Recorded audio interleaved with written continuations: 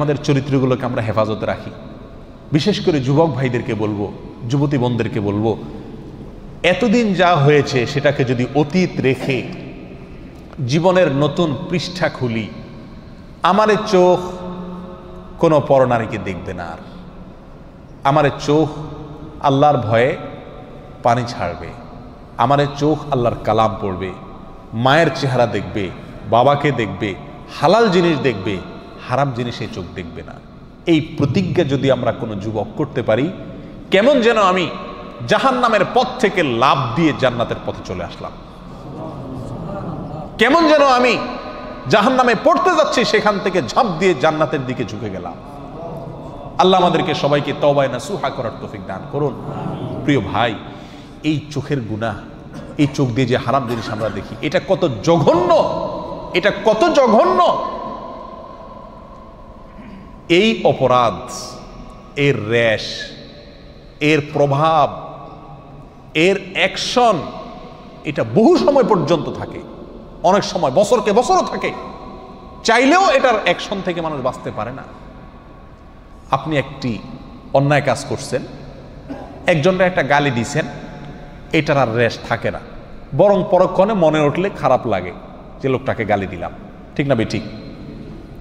আপনি একজনের প্রতি অবিচার করছেন, সাময়িক অবিচার করছেন, অন্যায় করছেন, শেষ হয়ে গেছে, শেষ।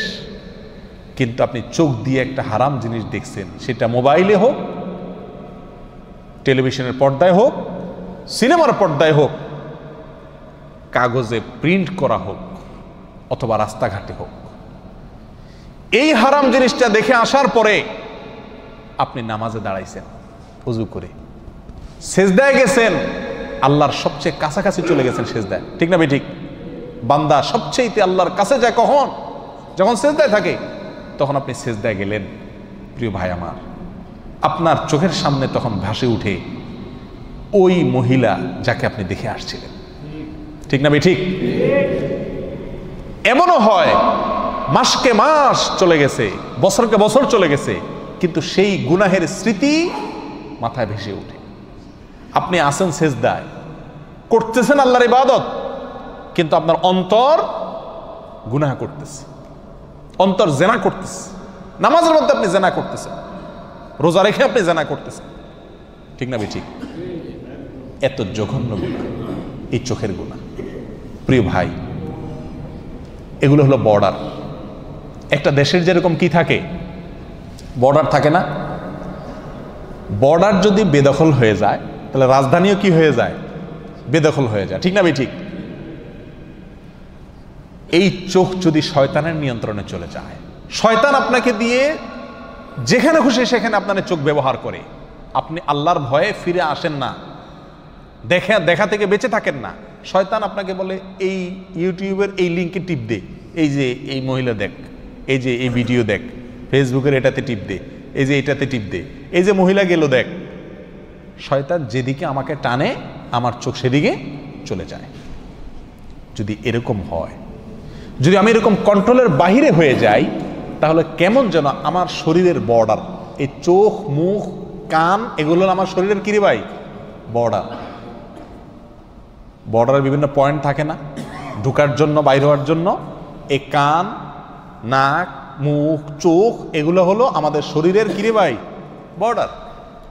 এই বর্ডারগুলো যদি শয়তানের নিয়ন্ত্রণে থাকে, এগুলোকে যদি শয়তান তার যেখানে খুশি সেখানে আমাকে দিয়ে ব্যবহার করায়, তাহলে আমার শরীরের যে রাজধানী, অর্থাৎ কলব, আমার যে অন্তর, সেটা কার দখলে যাবে?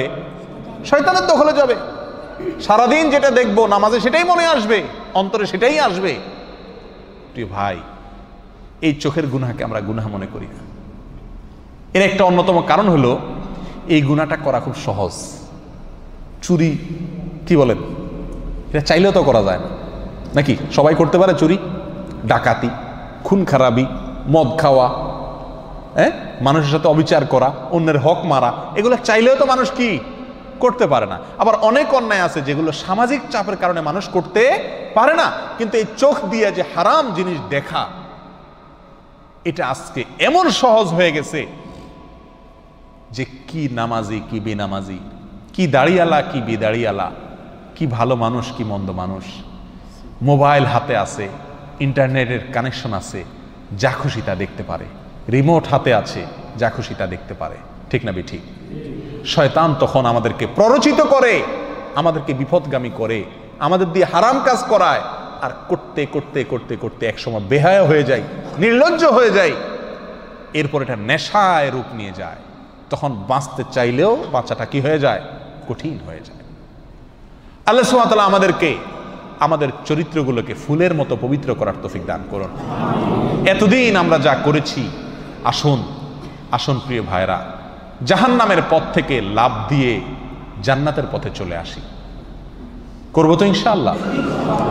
যে সমস্ত ভাইরা তওবা করবেন তাদের পূর্বের গুনাহ আল্লাহ তাআলা মাফ করে দিবেন। অতীতে আমরা যা করেছি সেটার জন্য আজ তওবা করি। আমার এই চোখ দিয়ে আমি হারাম জিনিস দেখব না।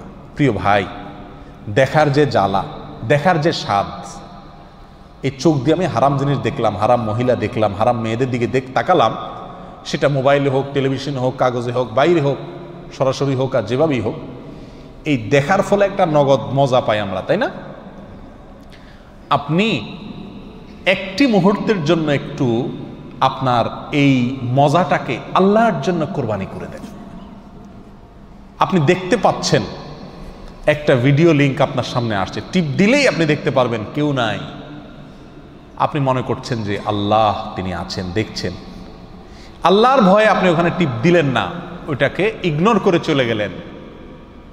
সঙ্গে সঙ্গে আপনি ইনশাআল্লাহ অন্তরের ভেতরে ঈমানি স্বাদ অনুভব করবেন।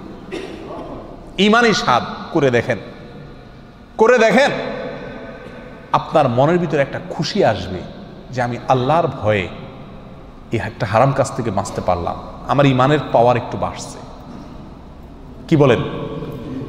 পরীক্ষা করে দেখেন প্রিয় ভাইরা। আল্লাহ সুবহানাহু ওয়া তাআলা বলেন, ওয়া আম্মা মান খাফা মাকামা রাব্বিহি ওয়া নাহান নাফসা আনিল হাওয়া ফাইন্নাল জান্নাতা হিয়াল মাওয়া। জান্নাত কোন সব লোকদের ঠিকানা ভাই? কাদের বাড়ি? জান্নাত হলো ওই সব লোকদের বাড়ি, জান্নাত হলো ওই সমস্ত লোকদের ঠিকানা যেই সমস্ত লোকেরা আল্লাহর সামনে দাঁড়াতে হবে। কোন চোখে, কোন লজ্জায় আমি আল্লাহর সামনে দাঁড়াবো, এই কথা মাথায় রেখে হারাম কাজ থেকে দূরে রাখছে, অন্যায় থেকে দূরে সরিয়ে রেখেছে নিজেকে। এরা হলো জান্নাতের মালিক, এরাই জান্নাত হলো এদের ঠিকানা, জান্নাত হলো তাদের বাড়ি।